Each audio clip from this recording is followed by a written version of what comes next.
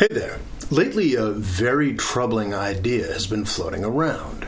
Is the United States heading for a new civil war? No, it is not.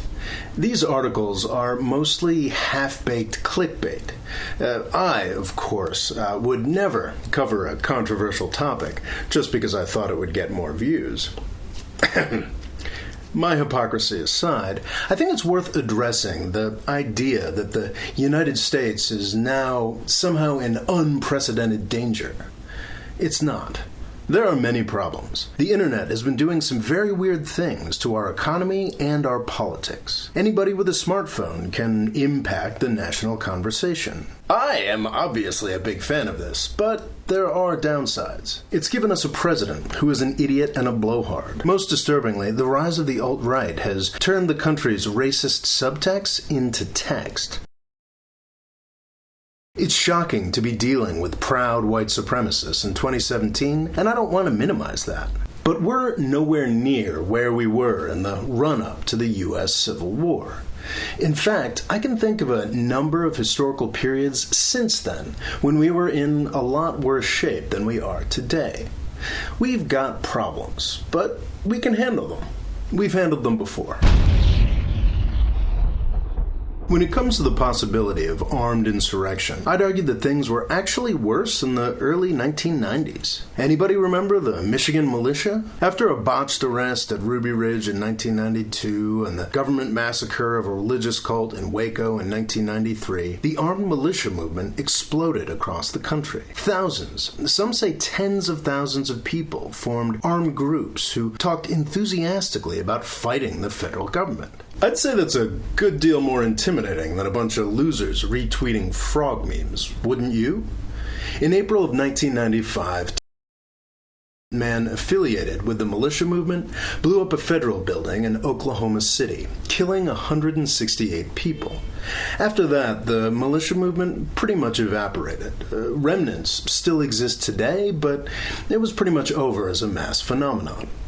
It's too early to tell, but I think the death of Heather Heyer in Charlottesville earlier this month might be having a similar effect on the alt-right. Ironic racism just isn't that cute and funny anymore. Some claim that we're going to get a civil war over inequality. Globalization and the internet mean that the rich have been doing very, very well, while the rest of the country hasn't made much economic progress over the past few decades. This is a real problem, but I've got a question for you.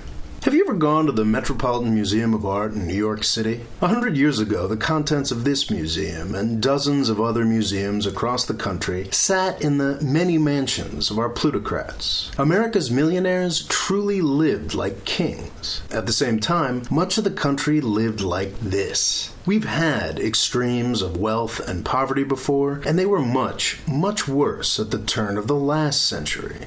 Sorting that era out occasionally involved open warfare between capitalists and workers. A consensus seems to be building that something needs to be done about income inequality. And nobody had to die in a strike to get us there. And to go all the way back to 1861, the year the real U.S. Civil War actually started, there's a basic element missing if we were going to go down the same path. There were dissidents in the North and South, but most of them were on board with their sectional interests. We love talking about red states and blue states today as if everybody in California was a Democrat and everybody in Texas was a Republican. That's just not true.